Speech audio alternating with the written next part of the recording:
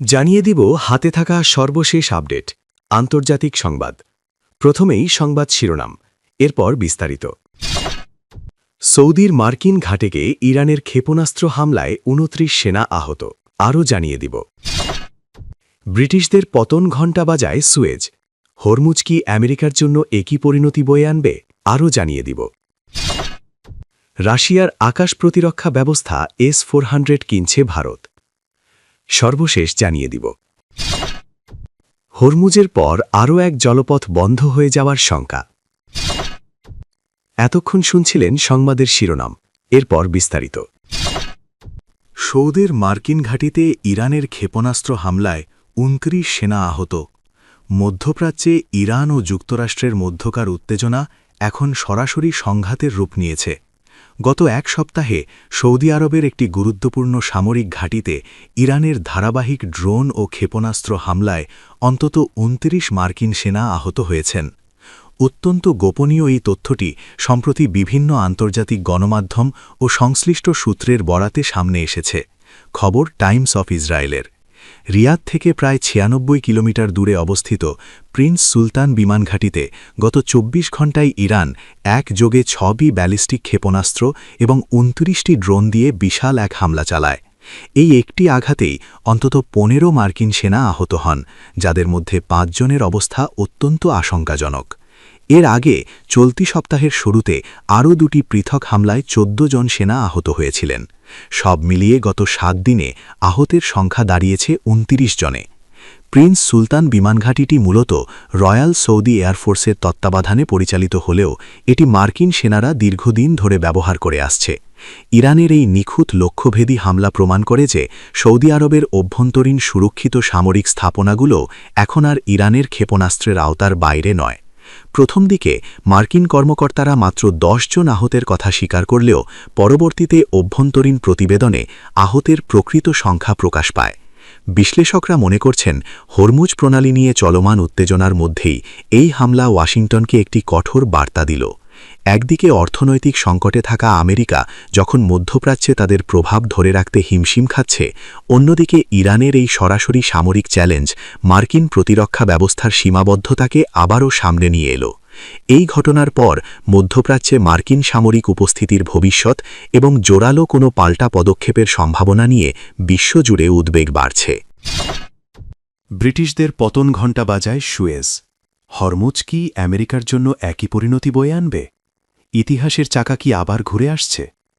১৯৫৬ সালের সুয়েজ সংকট যেভাবে ব্রিটিশ সাম্রাজ্যের পতনের ঘণ্টা বাজিয়েছিল, বর্তমান ভূরাজনৈতিক প্রেক্ষাপটে মধ্যপ্রাচ্যের হরমুজ প্রণালী কি মার্কিন যুক্তরাষ্ট্রের জন্য সেই একই পরিণতি বয়ে আনবে? মিডল ইস্ট আইয়ের এক বিশ্লেষণে উঠে এসেছে এমন চাঞ্চল্যকর তথ্য। সুয়েজ ১৯৫৬, ব্রিটিশ আধিপত্যের অবসান। ১৯৫৬ সালে মিশরের president Jamal Abdel Nasser Suez খাল জাতীয়করণ করলে ব্রিটেন, ফ্রান্স ও ইসরায়েল সামরিক অভিযান চালায়। যুদ্ধে তারা জিতলেও রাজনৈতিকভাবে পরাজিত হয়। তৎকালীন সোভিয়েত ইউনিয়ন এবং বিশেষ করে আমেরিকার চাপে ব্রিটেনকে পিছু হটতে হয়। ওই ঘটনা ব্রিটিশ পাউন্ডের মান কমিয়ে দেয় এবং বিশ্ব রাজনীতিতে লন্ডনের একক আধিপত্যের অবসান ঘটায়। এরপর থেকেই আমেরিকা মধ্যপ্রাচ্যের প্রধান নিয়ন্ত্রক হিসেবে আবির্ভূত হয়। বর্তমান প্রেক্ষাপট ও হরমুজ সংকট।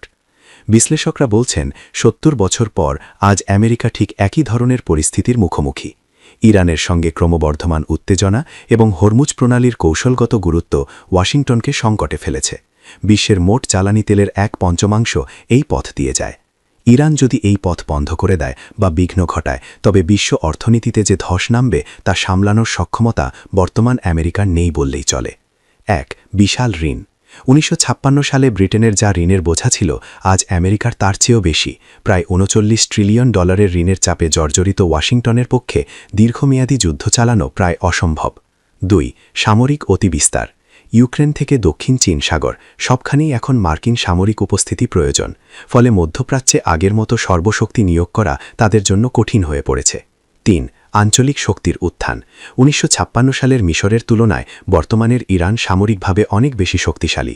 তাদের ক্ষেপণাস্ত্র ও ড্রোন প্রযুক্তি এবং আঞ্চলিক মিত্রদের প্রক্সি নেটওয়ার্কের কারণে আমেরিকা চাইলেই সরাসরি যুদ্ধে জয় নিশ্চিত করতে পারছে না। ইসরায়েল ও ফিলিস্তিন ইস্যু। মিডল ইস্ট আইয়ের বিশ্লেষণে দাবি করা হয় ইসরায়েলের সামরিক আধিপত্য মূলত মার্কিন সমর্থনের উপর টিকে আছে।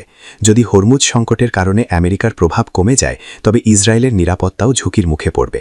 সাম্রাজ্যবাদী শক্তির পিছুটান শুরু হলে ইসরায়েলের মতো রাষ্ট্রগুলো দীর্ঘমেয়াদে টিকে থাকতে হিমশিম খাবে, যা ফিলিস্তিন প্রশ্নের নতুন সমীকরণ তৈরি করতে পারে। ইতিহাস সাক্ষী দেয় যে কোনো সাম্রাজ্য একদিনে ধ্বংস হয় না। যখন কোনো শক্তির সামরিক ব্যয় তার রাজনৈতিক কৌশলের চেয়ে বেড়ে যায় এবং অর্থনৈতিক ভিত্তি দুর্বল হয়ে পড়ে, তখনই পতনের শুরু হয়। সুয়েজ খাল যেমন ব্রিটিশদের দম্ভ চূর্ণ করেছিল, হরমুজ প্রণালীও হয়তো মার্কিন একক আধিপত্যের অবসানের কারণ হয়ে দাঁড়াতে পারে। কোনো নতুন শক্তির উত্থান নয়, বরং এই অঞ্চল এখন বহুমুখী শক্তির মাল্টিপোলার ওয়ার্ল্ডের দিকে ধাবিত হচ্ছে। ইরানে যুক্তরাষ্ট্র ইসরায়েলের যৌথ হামলা, হরমুজ প্রণালী। রাশিয়ার আকাশ প্রতিরক্ষা ব্যবস্থা S-400 কিনছে ভারত। রাশিয়ার S-400 আকাশ প্রতিরক্ষা তথা ক্ষেপণাস্ত্র প্রতিরক্ষা ব্যবস্থা কিনছে ভারত। দেশটির প্রতিরক্ষা মন্ত্রণালয় জানিয়েছে তাদের বিমান বাহিনীর জন্য অতিরিক্ত রাশিয়ার S-400 ক্ষেপণাস্ত্র প্রতিরক্ষা ব্যবস্থা কেনার অনুমোদন দিয়েছে প্রতিরক্ষা ক্রয় পরিষদ। দ্য স্টেটসম্যান সংবাদ মাধ্যমের তথ্য মতে এই প্রতিরক্ষা ব্যবস্থা ক্রয়ে ভারত 2.83 লাখ কোটি রুপি বাজেট ঘোষণা করেছে। ভারতের প্রতিরক্ষা মন্ত্রণালয় বলেছে S-400 সিস্টেম গুরুত্বপূর্ণ এলাকায় শত্রুর দীর্ঘ দূরত্বের বিমান হুমকি মোকাবিলা করবে। তবে রাশিয়ার কাছ থেকে কত সংখ্যক S-400 কেনা হবে সে বিষয়ে স্পষ্ট কোনো তথ্য প্রকাশ করেনি ভারতের প্রতিরক্ষা মন্ত্রণালয়। প্রতিরক্ষা ক্রয় পরিষদের সভাপতি করেন প্রতিরক্ষামন্ত্রী রাজনাথ সিং। অনুমোদনের পরে দর নির্ধারণ ও চুক্তি স্বাক্ষর করা হবে। ভারতীয় সেনাবাহিনী এরই মধ্যে রাশিয়ার S-400 ব্যবহার করছে। 2018 সালে নয়াদিল্লি 5টি ইউনিট কেনার জন্য $5.43 বিলিয়ন চুক্তি করেছিল। এই চুক্তির অধীনে এবছর বাকি 2টি সিস্টেম সরবরাহ করা হবে আশা করা হচ্ছে। রাশিয়া ভারত প্রতিরক্ষা ব্যবস্থা। হরমুজের পর আরও এক জলপথ বন্ধ হয়ে যাওয়ার শঙ্কা। মার্কিন, ইসরায়েলি ও ইরানের যুদ্ধে এবার প্রবেশ করেছে হুথি যোদ্ধারাও, যার ফলে হরমুজ প্রণালীর পর আরও একটি গুরুত্বপূর্ণ জলপথে হুমকি তৈরি করতে পারে বলে সতর্ক করেছেন বিশ্লেষকরা। দোহা ইনস্টিটিউট ফর গ্র্যাজুয়েট স্টাডিজের অধ্যাপক মোহাম্মদ এলমাসরি আল জাজিরাকে জানিয়েছেন সুয়েজ খাল নিয়ে এখন শঙ্কাটি তৈরি হয়েছে। তিনি বলেন, গত 2.5 বছরে আমরা দেখেছি হুথিদের উল্লেখযোগ্য শক্তি রয়েছে। তা যদি বাব আল মান্দেব প্রণালী বন্ধ করার সিদ্ধান্ত নেয় তাহলে লোহিত সাগর এবং শেষ পর্যন্ত সুয়েজ খালের প্রবেশপথও বন্ধ হয়ে যাবে। তিনি আরও যোগ করেন, হরমুজ প্রণালী তো বন্ধই হয়ে আছে। বাব আল মান্দেব বন্ধ হয়ে গেলে সুয়েজ খালও বন্ধ হয়ে যাবে। এই দুটি গুরুত্বপূর্ণ জলপথ একসঙ্গে বন্ধ হয়ে যাওয়ার ঝুঁকি তৈরি হয়েছে এখন। এগুলো আন্তর্জাতিক বাণিজ্যের জন্য অপরিহার্য বৈশ্বিক নৌপথ, তাই এটি অত্যন্ত গুরুত্বপূর্ণ হতে পারে। তবে সেটা না হলেও হুথিদের এই যুদ্ধে ঢুকে পড়াটা আরও এক জায়গায় প্রভাব ফেলবে। এলমাসরি আরও বলেছেন, হুথিদের ক্রমাগত হামলা ইসরায়েলের শক্তিশালী কিন্তু অভেদ্য নয় এমন আকাশ প্রতিরক্ষা ব্যবস্থার ওপর বাড়তি চাপ ফেলবে। তিনি বলেছেন, সাম্প্রতিক সপ্তাহগুলোতে হিজবুল্লাহ ও ইরানের ক্ষেপণাস্ত্র ইসরায়েলের প্রতিরক্ষা ভেদ করতে পেরেছে। ইসরায়েলকে যদি এখন ইয়েমেন থেকে আসা ক্ষেপণাস্ত্র ঠেকাতে হয় তাহলে পরিস্থিতি তাদের জন্য অনেক জটিল হয়ে পড়বে। তবে রাজনৈতিক দিক থেকে এলমাসরি একটি ভিন্ন দিকও তুলে ধরেছেন।